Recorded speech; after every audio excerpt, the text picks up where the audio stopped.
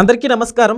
కశ్మీర్లో ఎవరు ఊహించని విధంగా చెత్త కుప్పలో ఒక బొమ్మ కలకలం రేపుతుందట. సో దాని డీటెయిల్స్ తెలుసుకుందాం. ప్రస్తుతం స్టూడియోలో జర్నలిస్ట్ జగదేవ్ గారు ఉన్నారు.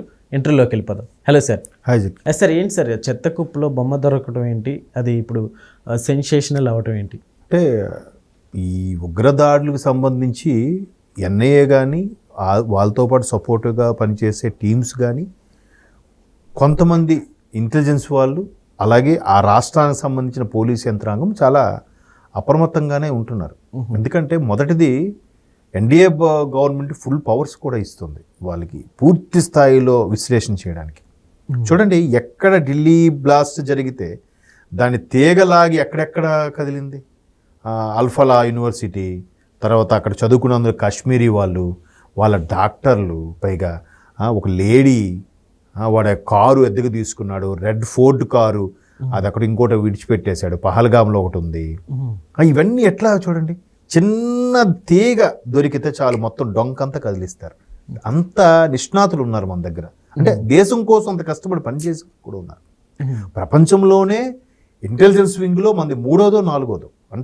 అంత సిన్సియర్గా అంత అద్భుతంగా పనిచేసేవాళ్ళు. ఓకే.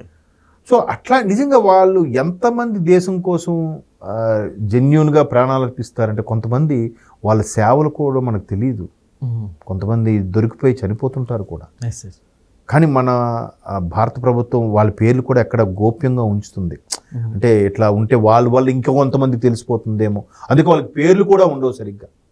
డీకోడ్ చేసి పెడతారు. వాళ్ళ పేర్లు కూడా వేరే పేర్లతో పిలుస్తూ ఉంటారు, లేదా నెంబర్ పేరుతో పిలుస్తూ ఉంటారు. కొద్ది మందికే తెలుస్తుంది ఆ ఇన్ఫర్మేషన్. కొద్దిమంది చీఫ్స్ లాంటి వాళ్ళకే వాళ్ళ అడుగుజాడలు ఎక్కడ పడుతున్నాయి ఏంటని తెలుస్తుంది. సో రీసెంట్గా జరిగిన విషయం ఏంటంటే, కాశ్మీర్లో సిద్రా అనేది ఒక టౌన్ ఉంది. ఆ టౌన్ దగ్గర ఉన్న పోలీస్ స్టేషన్ పక్కన ఒక చెత్త కుప్పలో ఏదో ఒక చిన్న బొమ్మ లాంటి గండ లాంటిది ఏదో దొరికిందంట. అది పిల్లాడు తీసి జనరల్గా బాగుందని ఆడుకుంటారు కదా వాళ్ళు.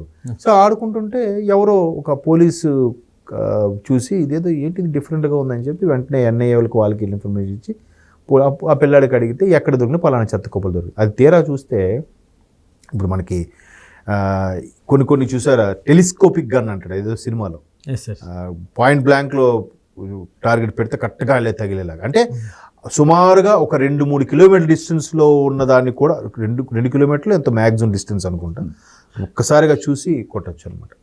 సో అట్లాంటి గన్స్కి దాన్ని ఏమంటారు, స్నైపర్ ఏదో అంటారు ఆ గన్స్ని. అటువంటి గన్స్కి కూడా పైన టెలిస్కోప్ అరేంజ్ చేసి కొట్టేది. అటువంటి టెలిస్కోపు అది దొరికిందంట, గన్నుల్లో అమర్చే టెలిస్కోప్ది. పిల్లడికి చూసేవాడికి ఎలా ఉంటుంది, వాడు ఏదో నక్షత్రాలు ఏదో చూసుకుంటుంటాడు ఏదో దొరికితే. తీరా చూస్తే అది మేడ్ ఇన్ చైనా అని ఉంది. అంటే ఒక గన్నులో ఉపయోగించే టెలిస్కోప్కి మామూలుగా ఇంట్లో మనం బైనాక్యులర్గా చూసుకునే దానికి చాలా తేడా ఉంటుంది. సో ఇంత క్లియర్గా ఉంది ఏంటి అంటే, ఈ చైనా సరుకు ఏదైతే ఉందో వాడు ఎలాగో మనతో స్నేహాస్తం ఉన్న షార్జా మీటింగ్లో షార్జా కాదు షాంఘై మీటింగ్లో మనకి ఆపన్నహస్తం అందించినప్పటికీ వెనక నుంచి గోతులు తగ్గుతూ ఉంటాడు. మనం ఎక్కడ డెవలప్ అయిపోతామని చైనా వాడికి భయం. సో మేడ్ ఇన్ చైనా ఉండవు. చైనా వాడే ఈ పెహల్గాం దాటికి కానీ, లేదంటే ఇప్పుడు ఢిల్లీ బాంబులకు సంబంధించి కానీ వాడి వెనక కొంత సపోర్ట్ ఉంది. లేకపోతే ఈ పాకిస్తాన్కి అంతగతి ఎక్కడిది? గుప్పెడు గోధుమ పిండికే అలమటించిపోయే బతుకులు అవి ఎక్కడ వీళ్ళకి వస్తుంది చెప్పండి. సో వాడు వెనక నుంచి ఫండింగ్ ఇస్తున్నాడు. వాడు తెలివేంటి, ఫండింగ్ ఇచ్చినట్టే ఇచ్చి మెల్లగా మీ ఇల్లు ఆక్యుపై చేసేసి మిమ్మల్ని బయటికి తరిమేద్దామని చూస్తున్నాడు, లేదంటే మీ ఇంటి మీద పెత్తనం చలాయిద్దామని చూస్తున్నాడు. వాడు మీకు అప్పు ఇస్తున్నాడండి, మీరే అబ్బా నాకు సమయానికి ఆదుకున్నాడు అబ్బా చైనా వాడు అని హ్యాపీగా ఫీల్ అయ్యారు. కొన్నాళ్ళకి ఏమవుద్ది, వాడు అప్పు తీర్చలేక మీ ఇల్లు వాడి చేతిలో పెట్టాల్సిందే. పాకిస్తాన్ బతుకులు కూడా అవే జరగబోతుంది. మరి వాళ్ళకి తెలియట్లేదు.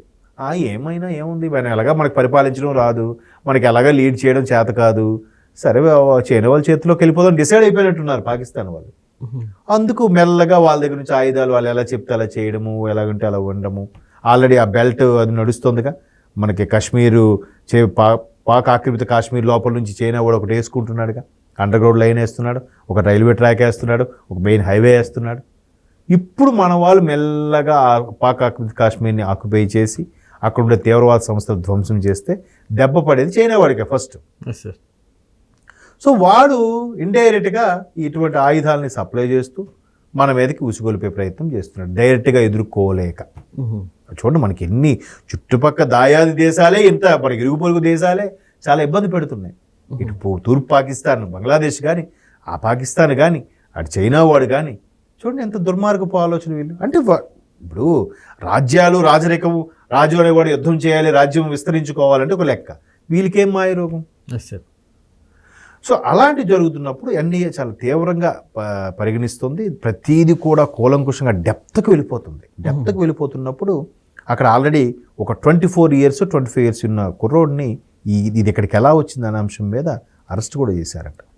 బట్ ఇలాంటివి ఏంటంటే నా దృష్టిలో ప్రభుత్వం, కొంతమంది మీడియా కూడా, ఇప్పుడు ఒక ప్రధాన పత్రికలో ఇది ప్రచురణకు వచ్చింది, వెబ్సైట్లో కానీ ప్రధాన పత్రికలో కానీ ఇలాంటివి ప్రచురించకూడదని అంటాను నేను.